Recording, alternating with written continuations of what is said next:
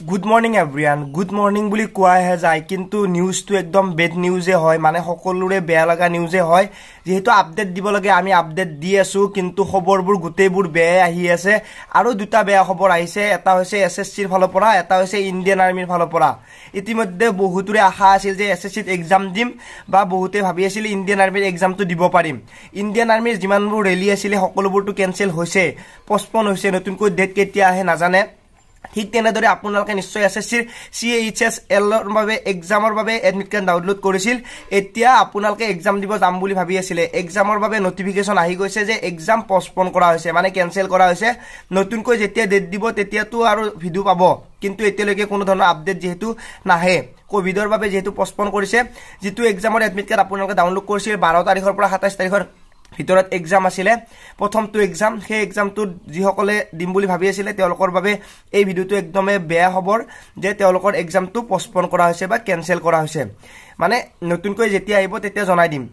এতিয়া আহিল ইণ্ডিয়ান আৰ্মিৰ সকলোবোৰ ৰেলীৰ কথাটো বাদে দিছো ৰেলীটো যিবোৰত নহল তেওঁলোকৰটো কেনসেল হলে আৰু যিবোৰৰ ৰেলী হৈ গৈছিল এক্সাম আহাৰ কথা আছিল এক্সামবোৰো এটা এটাকে পোষ্টপন কৰি আছে কোভিডৰ বাবে যেহেতু কোভিড মানে কৰোনা ভাইৰাছটো টোটালি বাঢ়ি যায় আছে মানে দিনে দিনে বাঢ়ি যায় আছে সেই ক্ষেত্ৰত সকলোবোৰ ইন্টাৰভিউ হক বা এক্সামে হক টোটালি বন্ধ কৰি দিয়া হৈছে কিন্তু যেটো ইণ্ডিয়ান আৰ্মিৰ অসমৰ বাবে ৰেলী হৈ গৈছিল আপাৰ আসামৰ বাবে তেওঁলোকৰ এক্সাম আছিল 25 তাৰিখে কিন্তু তাৰ ক্ষেত্ৰত যেটো অফিচিয়েল ওয়েবসাইট আছে সেই ওয়েবসাইটটোত ইতিমধ্যে আপডেট দি দিছে যে এক্সামটো পোষ্টপন কৰিছে ডেটটো নতুনকৈ যেতিয়া ঘোষণা হ'ব তেতিয়া আপোনালোকে গম পাব আৰু যিখন শিলঙৰ হেপি ভেলিৰ পৰা ভেলিত আছিল আৰু লেচুবাৰীত আছিল জুৰহাটৰ সেই দুটা এক্সামৰ বাবেও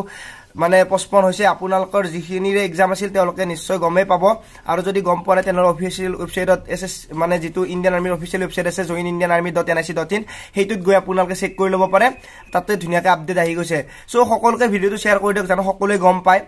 আৰু তাৰ ক্ষেত্ৰত আৰু এটা কথা কৈ দিও এসএসসি জিডিৰ বাবে যিসকলে প্ৰিপেয়াৰ কৰি আছিল মই এইটো ভাবিছো যে এপ্লাই হয়তো নচলিব পাৰে 100% নহয় চলিবও পাৰে কাৰণ ডেট এটা দি ধৰিছে মেৰ প্ৰথম উইকত কিন্তু এইবোৰ যদি বাঢ়ি গৈ থাকে তেনেহলে চলাৰ সম্ভাৱনা বহুত বেছি কম যে নহক কি আমাৰ বাবে হয়তো বহুত বেছি বেয়া দিন আহি আছে আশা কৰো আপোনালোকে মাস্ক পৰিধান কৰে